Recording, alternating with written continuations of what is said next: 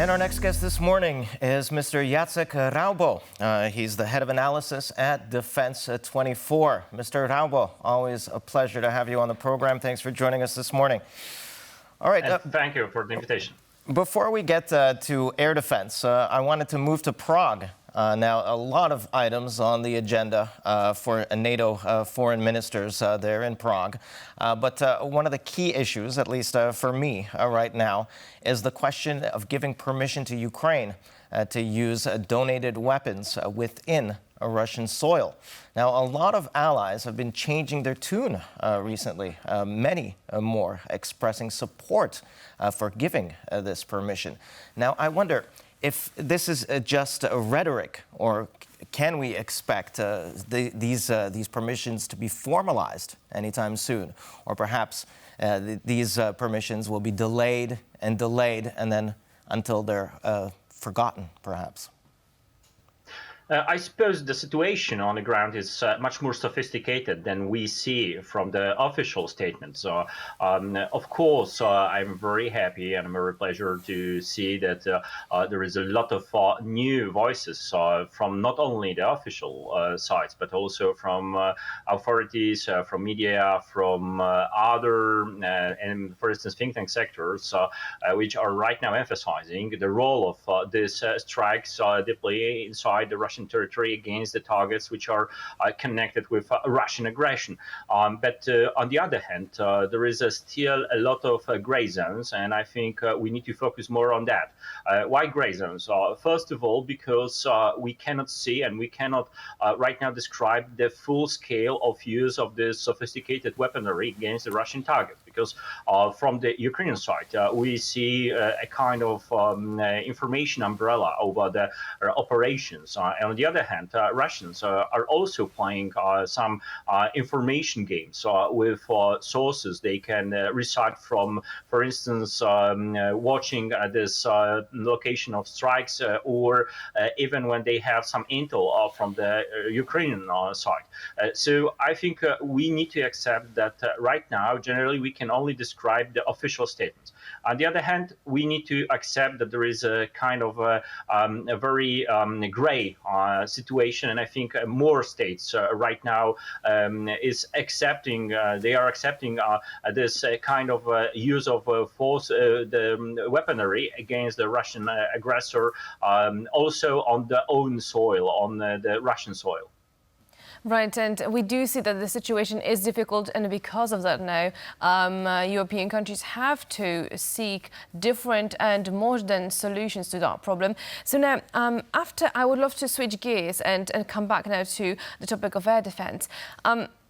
After the successful deployment of Israel's integrated air defense system, including the Iron Dome during Iran's recent attack, the Polish Prime Minister expressed now his political willingness to join the European Sky Shield initiative to build European ground-based air defense system capable of now engaging threats like aircraft or ballistic missiles. But my question is, having all that in mind, how can European nations collaborate perhaps more effectively to create a robust, multi-layered air defense system, to your mind? Because obviously they are different. I think the answer is right now divided to the two paths. First is, of course, dedicated to NATO and the NATO posture on the eastern flank. I think yesterday we have heard about the lacks and also gaps inside air and missile defenses on systems on the eastern flank from the NATO side, from some NATO, of course, sources. But on the other hand, we have another path which is dedicated to European Union and to European markets. So right now, I think this main game, the core of that, is to create a synergy between both of them. Because first of all, we can recite a lot of lessons learned from cooperation with US, with the technologies, with the skills in building air and missile defense, and also with Brits. merits, but we can also build some new approach to that issue. So because we can right now cooperate on the scientific ground, also on the military ground with France, with Germany, with other European leaders to build this, as I mentioned before, synergy between both of them. Why? Because this is the common threat for Europe and for transatlantic region. That's why I think even from the Washington D.C. Is a very comfortable situation that European states are investing a lot of money into strengthening their air and missile defense. It will be a very difficult task because you mentioned only about, for instance, cruise missiles or rockets, other forms of missiles, airplanes, etc. But on the other hand, we need to see this a real challenge, which is dedicated right now to the lower levels of our multi-layer air defense systems coming from UAVs, sometimes very cheap forms of loitering munition or some more sophisticated unmanned platforms. That's why there is no, I think, right now state which can be only independent in building this kind of a multi-layer air defense. Even Israel, you mentioned about Israel. I think this is not the best solution for Europe because Israel is much smaller. Israel is dealing with different variants of air strikes, air assaults against the compounds and their soil. But from European side, from this transatlantic side, we need to build something much more comprehensive. And I think I will agree with you about mentioning this Israeli case in the role of cooperation between the various partners. Last Iranian strike against Israel being defeated not only by Israelis themselves, but also when we see the cooperation in the region, which is important to get this communication and control lines with Jordan, with France, with US, with other partners. So I think this type of access, these issues is much more valuable for us compared to mentioning only Iron Dome, for instance. All right, and now actually I wanted to connect this back to what's happening in Prague and these permissions for Ukraine. A recent article by the Financial Times came out and said that that NATO itself only has 5% of the air defenses needed to protect Central and Eastern Europe.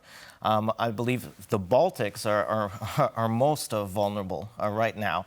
Now, considering the fact that Vladimir Putin threatened most of Europe, that if they gave permission to Ukraine to hit targets within Russian soil, that they would see some sort of response. Now, considering we only have 5% of the air defenses needed, what kind of danger are we in here?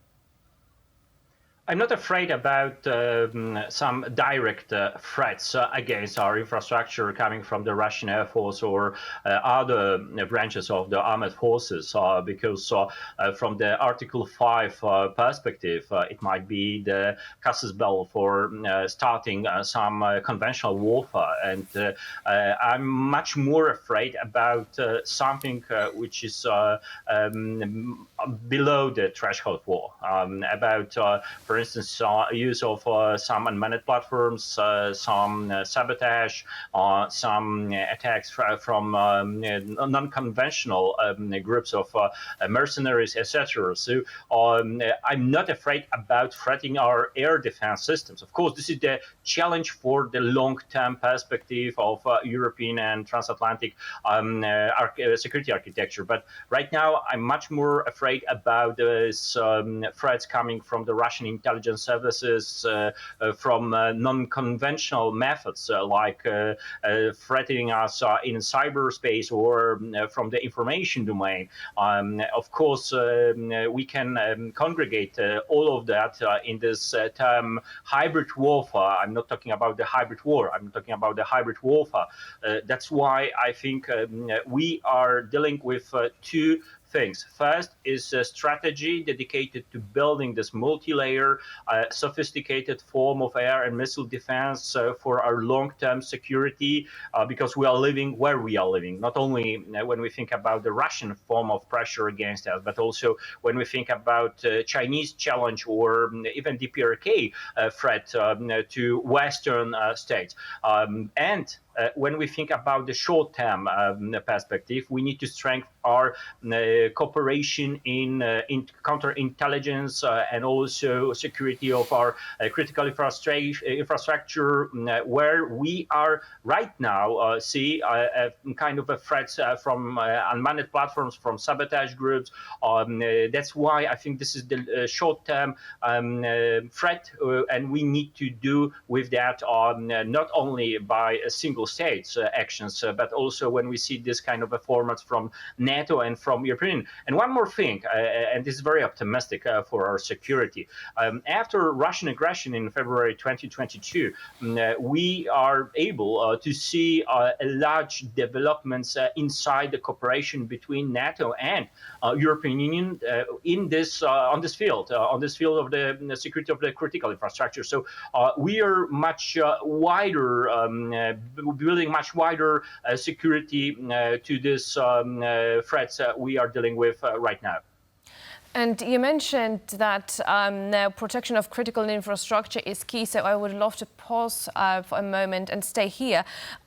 Because if you could unpack for us, how can NATO ensure consistent protection now of critical infrastructure, especially as the countries have varying air defense capabilities? So how do we navigate this? So we see that on the training grounds from the military side, because a lot of armies inside NATO and also our partners from outside, they are investing in rapid procurements of counter UAV systems. We are strengthening our capabilities to lower levels of this air defense systems, and this is the first thing. This is something ad hoc. On the other hand, we need to build more capabilities in this quantity and quality levels of air and defense systems. We are very good in strengthening our cooperation in the cyberspace. Of course, the silence is the key word for describing this. But when we see Europe and transatlantic area before 2014, and we compare this with the situation right now, I think we are much better prepared from the cyber perspective. Information warfare, and this is something which is challenging us constantly. And on the other hand, we need to strengthen more this security against the kinetic forms of assaults, like putting bombs or putting explosive devices, even improvised explosive devices.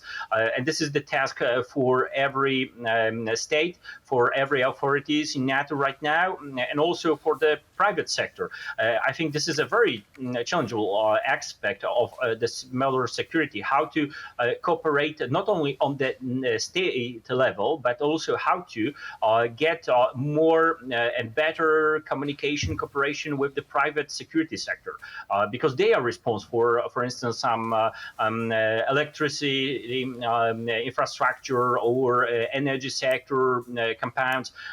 So power plants are not only secured by state, they are secured by a lot of private companies. So we have different layers, we have different forms of reactions from the counterintelligence, from intelligence sides to, for as I mentioned before, this private firms. We need to strengthen them, we need to build more bridges between the private sector and public security forms of institutions.